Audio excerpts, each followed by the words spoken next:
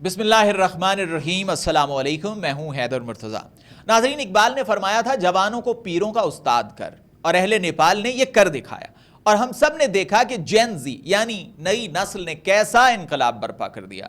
آزادی اظہار رائے پر پابندی، کرپشن اور اقربا پروری کے خلاف نوجوان اٹھے تو شاہی محلات ریت کی دیوار ثابت ہوئے، اور عوام کا یہ سمندر جاہ و جلال، شان و شوکت سب بہا کر لے گیا، اور نیپالی وزیر اعظم پرشاد شرما اولی جان بچا کر بھاگنے پر مجبور ہو گئے، اور ہم نے کھٹمنڈو کو ڈھاکہ بنتے دیکھا۔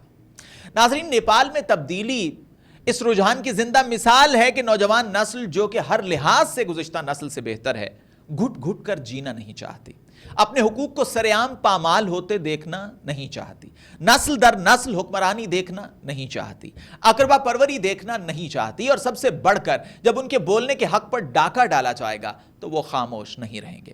نیپالی حکومت کے ایک ظالمانہ اقدام نے نوجوان نسل کے اس انقلاب سے بھرپور احتجاج کو جنم دیا، اور وہ اقدام تھا سوشل میڈیا پر پابندی کا اقدام، یعنی نیپال کا پیکا قانون۔ اور نیپالی حکومت نے یہ موقف اپنایا تھا کہ یہ اقدامات فیک نیوز، ہیٹ سپیچ اور آن لائن فراڈ کو روکنے کے لیے اٹھائے گئے ہیں۔ ویسے یہ فیک نیوز، نفرت انگیز تقاریر تو کچھ سنے سنائے بہانے لگتے ہیں، بلکہ سنے سنے بہانے لگتے ہیں۔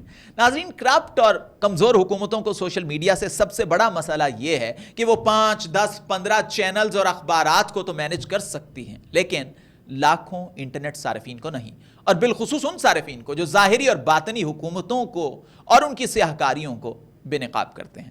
تو پھر راستہ ایک ہی رہتا ہے کہ کبھی فیک نیوز کے نام پر، تو کبھی نفرت انگیز تقاریر کے نام پر، کبھی پیکا قانون بنے گا اور ایسے سیاہ قانون لائے جائیں گے، اور آواز بلند کرنے والوں کو کبھی دھر لیا جائے گا، اور کبھی تو ان کا پیچھا کیا جائے گا، اور کبھی کبھار تو کینیا میں بے جرم مار دیا جائے گا۔ نیپالی حکومت نے یہ پابندی ختم تو کر دی، لیکن ناظرین تب تک بہت دیر ہو چکی تھی۔ یہ کوئی واحد اقدام نہیں ہے جس کے خلاف نوجوانوں کا سیلاب امڑ آیا، بلکہ مظاہرین نے کہا کہ کرپٹ حکومت وہ نہیں چلنے دیں گے۔ کرپشن وہ ناسور ہے جو معاشروں میں سرایت کر جاتا ہے اور پھر بات خانہ جنگی تک پہنچ جایا کرتی ہے، جیسا کہ ہم نے دیکھا۔ کچھ ممالک تو ایسے ہیں کہ جہاں کرپشن کی ایسی ایسی کہانیاں ہیں ناظرین کہ عالمی ذرائع ابلاغ کی یہ کہانیاں زینت بنی، اور ایسی زینت بنی کہ کرپشن کی روک تھام کرنے والے اداروں نے کرپٹ حکمرانوں کی ان وارداتوں کو کیس سٹڈی بنایا۔ لیکن ایسے بھی ممالک ہیں کہ جن کی کرپشن دنیا میں استعارے کے طور پر جانی جاتی ہے، لیکن طاقتوروں نے ان کو ایسا ڈرائی کلین کیا کہ وہ مسند اقتدار تک جا پہنچے۔ لیکن یاد رکھیے، یہ اقتدار وزیر اعظم حسینہ واجد کے اقتدار کی طرح اور وزیر اعظم اولی کے اقتدار کی طرح عارضی ہی ہوتا ہے، باقی رہتی ہے تو ذلت اور رسوائی کی داستان۔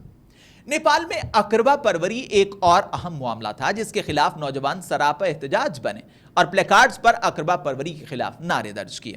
قائد اعظم محمد علی جناح نے ناظرین 11 اگست کو دستور ساز اسمبلی سے، آئین ساز اسمبلی سے جو تقریر کی تھی، جو خطاب کیا تھا، ان میں جن اقدامات کے خلاف اعلان جنگ کیا تھا، ان میں ایک اقربا پروری بھی تھا، نیپوٹزم بھی تھا۔ لیکن اس اقدام کو عملی جامہ کس نے پہنایا؟ نیپال کے نوجوانوں نے۔ ناظرین دیکھیے تو صحیح، ہمارے قائد اور ہمارے اقبال کے خواب کہاں شرمندہ تعبیر ہو رہے ہیں، لیکن وہ کہتے ہیں نا کہ دانشوروں اور عظیم رہنماؤں کے افکار سرحدوں میں قید نہیں کیے جا سکتے۔ میں نے پہلے بھی ایک ویڈیو میں عرض کیا تھا کہ دور مت جائیے، ہماری اسمبلیوں میں مخصوص نشستوں کی فہرست دیکھ لیجئے، آپ پر واضح ہو جائے گا کہ اقربا پروری کہتے کسے ہیں۔ یہاں تو ریت ہے ناظرین، ریت۔ بڑا بھائی وزیر اعظم، چھوٹا بھائی وزیر اعلیٰ، بیٹا وزیر اعلیٰ، بیٹی وزیر اعلیٰ، سمدھی وزیر، بھانجا معاون خصوصی، بھتیجا مشیر، وغیرہ وغیرہ۔ ناظرین، ایک اور معاملہ جس نے اس انقلاب کی راہ ہموار کی وہ تھا حکمرانوں اور ان کے خاندانوں کا شاہانہ طرز زندگی اور عوام سے اس کا فرق۔ نیپال نے ویسے کس کی نقل کی ہے؟ لگتا ہے کسی نے ایک اور جنوبی ایشیائی ملک کا ماڈل کاپی پیسٹ کر دیا۔ بھائی وہ تو صرف ڈیزائنر کپڑے ہی پہنتے تھے نا، لکشری گاڑیاں استعمال کرتے تھے، غیر ملکی دورے کرتے تھے۔ ایسے بھی حکمران ہیں جن کے ملازم بھی سرکاری جہاز جھولتے ہیں، اور پھر نیشنل ٹی وی پر بیٹھ کر کہا جاتا ہے کیا ہوا بھائی، جہاز خالی بھی تو جانا تھا۔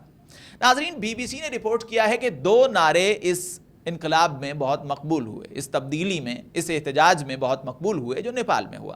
یہ نعرے تھے نیپو بیبی نیپو کڈز، یعنی مقام کے حصول کے لیے قابلیت نہیں بلکہ خاندانی روابط مقدم۔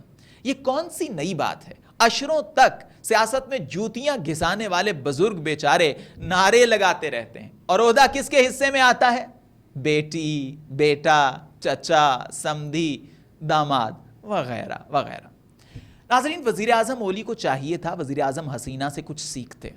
وزیر اعظم حسینہ کو چاہیے تھا کہ ان تمام طاقتور حکمرانوں سے کچھ سیکھتی جن کے اقتدار کا توتی بولتا تھا، لیکن جب عوامی سیلاب آیا تو سب کچھ بہا کر لے گیا۔ اور اب بھی کئی دیدہ و نادیدہ حکمرانوں کو سیکھنا ہوگا وزیر اعظم اولی سے، ورنہ اگلا پڑاؤ ان کے محلات میں ہوگا۔ پھر نہ سوشل میڈیا کی پابندیاں رہیں گی، نہ کرپشن کا مال، اور نہ ہی اقربا پروری سے ملے عہدے۔ اگلی ویڈیو میں آپ سے پھر ملاقات ہوگی، تب تک کے لیے خدا حافظ۔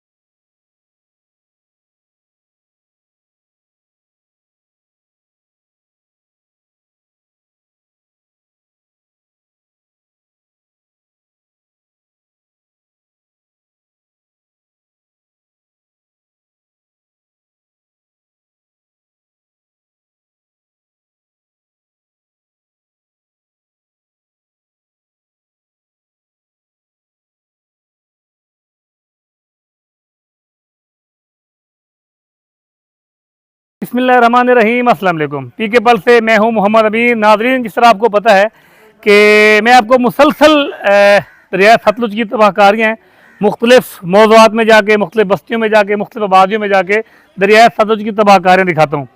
آج جو ہے میں بستی فضل شاہ پہنچا ہوں، اور بستی فضل شاہ میں جو ہے یہاں آج سے 2 ہفتے پہلے یہاں پر جو ہے زندگی معمول پر تھی، تمام جو صورتحال تھی وہ کنٹرول میں تھی، لیکن جیسے ہی دریا ستلج بکھرا ہے اور حفاظتی بند ٹوٹے ہیں تو جس طرح پورے علاقے کو اس نے لپیٹ میں لیا، بستی فضل شاہ کے پیچھے مناظر دیکھیں، پوری کی پوری جو ہے اس وقت زیر آب ہے، اور آبادی یہاں سے انخلا کر چکی ہے، بچے لے کے لوگ بھاگے ہیں یہاں سے۔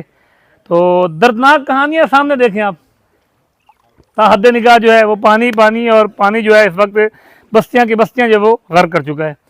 رانا افضل صاحب جو ہے یہ بھی یہاں کے رہنے والے تھے، لیکن پھر یہ چشتیاں شہر شفٹ ہو گئے، آج یہ ہمارے ساتھ آئے ہیں یہ دکھ اور درد بھری داستانیں دیکھنے کے لیے، اور کچھ مقصد تھا لوگوں کی مدد کرنے کے لیے بھی۔